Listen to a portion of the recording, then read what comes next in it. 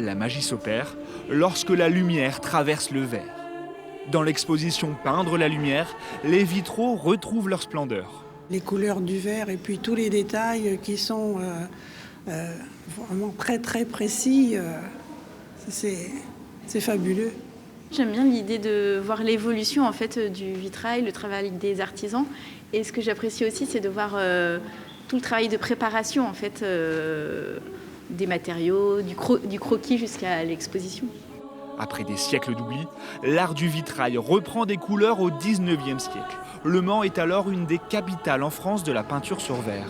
Un siècle plus tard, le Sartois Albert Échivard fait partie des plus célèbres maîtres verriers. Son vitrail Enfant au chrysanthème va lancer sa carrière. Magnifique guirlande de fleurs.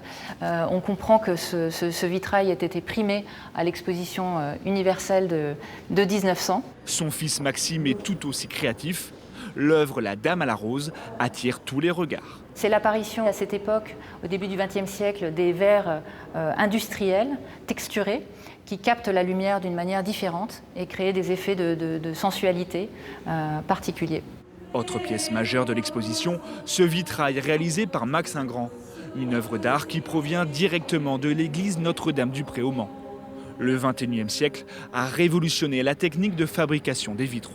Aujourd'hui encore, la Sarthe est une terre d'innovation verrière avec de nombreuses créations audacieuses et originales dans un grand nombre de petites églises rurales sartoises.